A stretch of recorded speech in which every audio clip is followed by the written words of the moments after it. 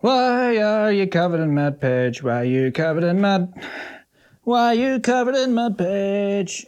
Why are you covered in mud? Okay, so today was an interesting day. I went fishing for a new bike.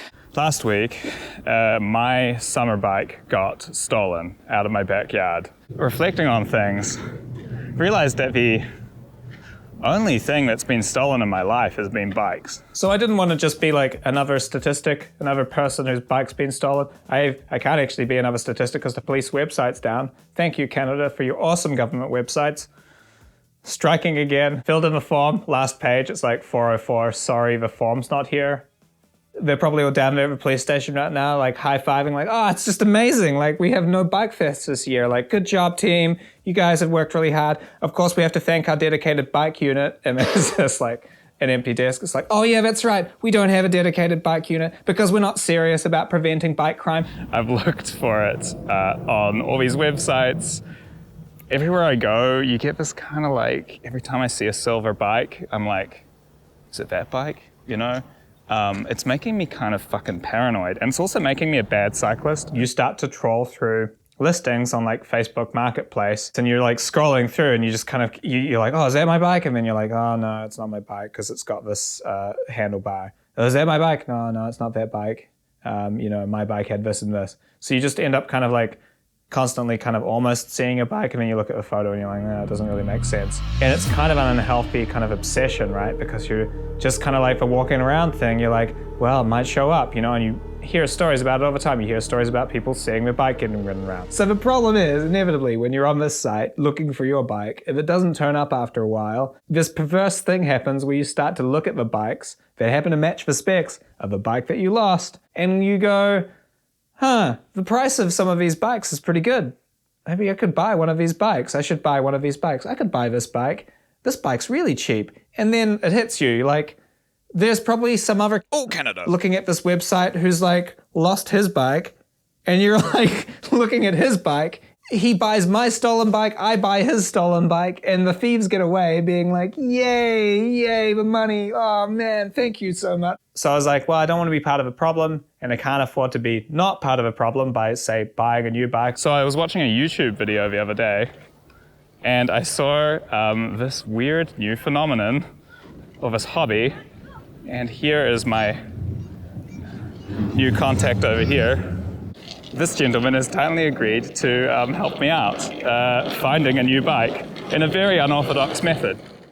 Sup, Monsieur Joker? Ça va bien? Oui.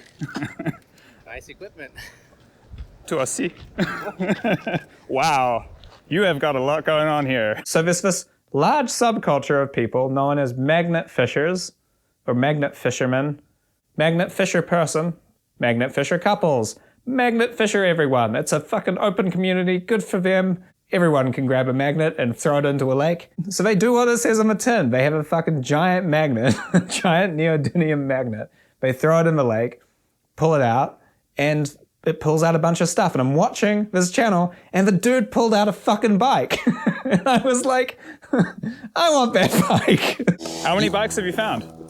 Bags? Bikes. Bikes?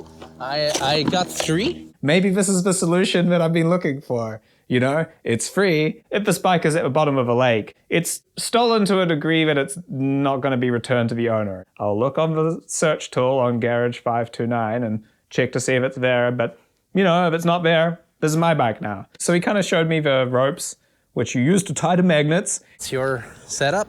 Okay. Yeah, weighs exactly what you'd expect it weighs. Okay. So here's my...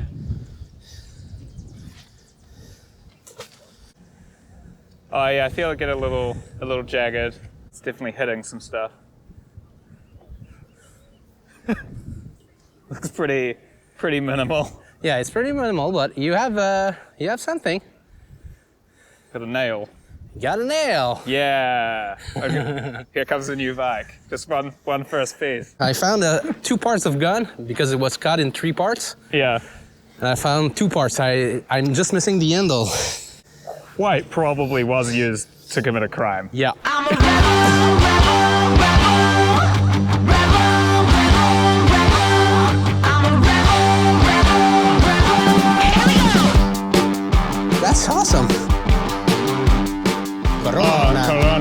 sweet post. Another nail. I like exclusively get one nail only. One nail. Another What is nail. going on? Magnet fishing. You never know what you're gonna catch. I got some rebar here. Jesus Christ. You're dismantling the sewer system. Yeah, I don't need a bike. There's a whole car in here. Yeah, people are stealing everything. That's the problem.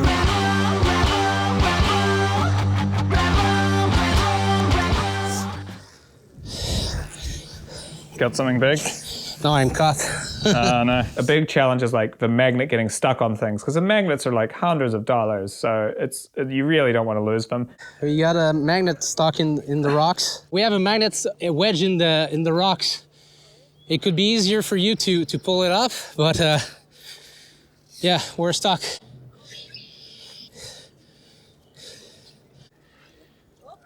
Oh, here you go. Hey! Thank you. At least we got something in. And if you're interested in taking up this hobby, check out his channel because he gives like discount codes out for things which give him a kickback, and he's a lovely man. Anyway, we stopped pulling stuff out pretty quickly, and we did find a bike. Got bubbles. Oh. Oh, this one is a squirting. Yeah. It's the front of a bike. Yeah.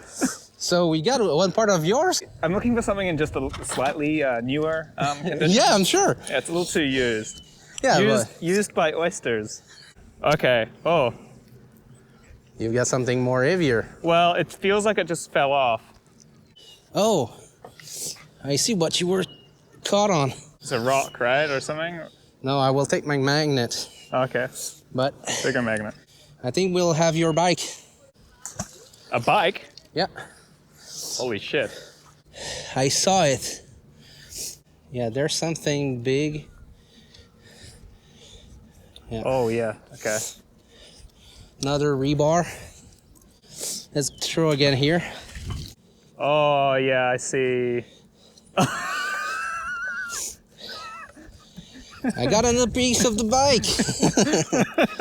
You know, I think this will require just a little bit more servicing than I'd planned. That's been eaten by the rust. The rust is all going through. Yeah, Bike was not really rideable, more like bits of bike. that's a bike hub. I'm kind of thinking like, where would I throw a bike, you know? Yeah, but we can go even more this side. Yeah. People have buildings that they live in, so it's a direct way for them to throw bikes. As we're doing it, it's a pretty popular like recreational trail. So lots and lots of people are coming up. And if you are, oh boy, if you are a middle-aged man who is looking to get some pussy, let me tell you,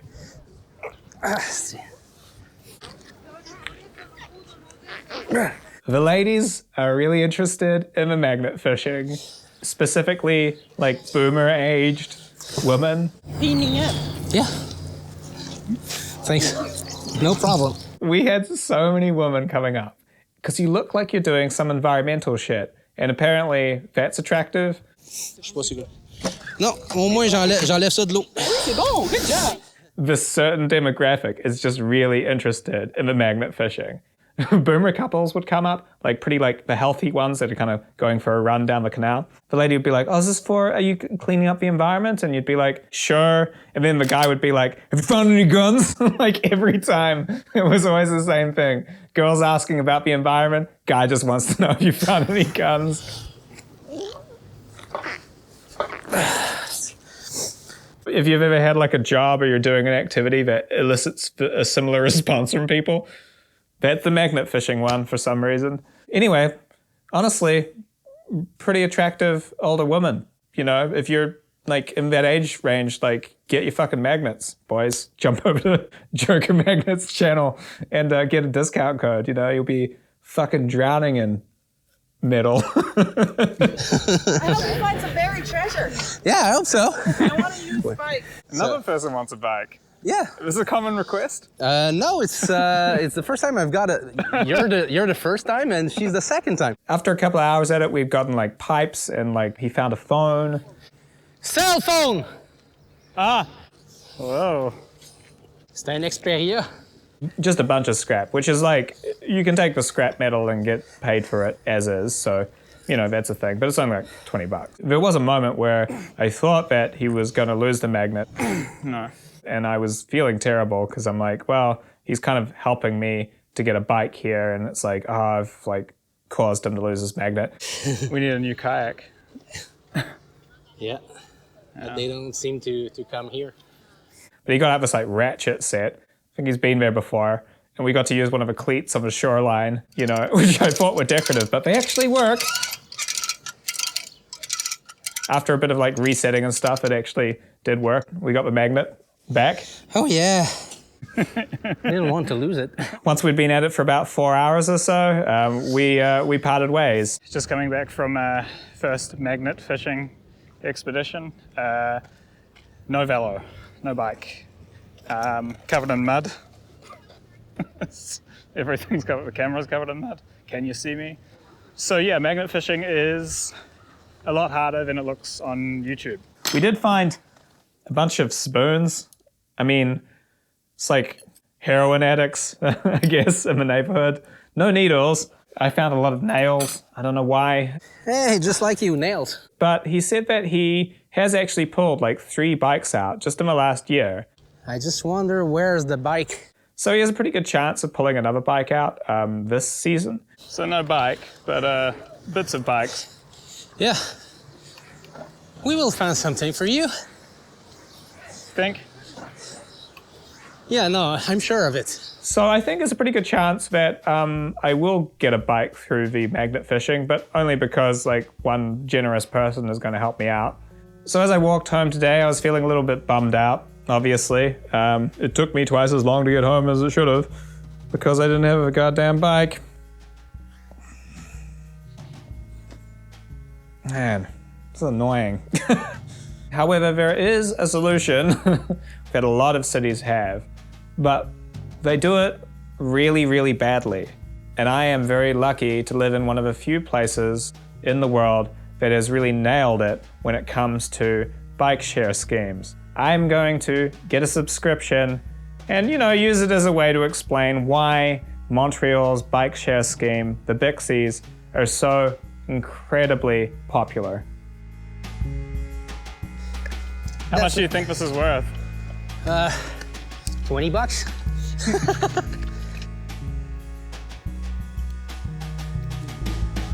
Lame fishing. Who does that? So when my roommate told me, obviously I'm like, well, you know, maybe it's this thing, maybe it's that thing, and then just slowly came to realization that it has been stolen. I am a victim of bike theft.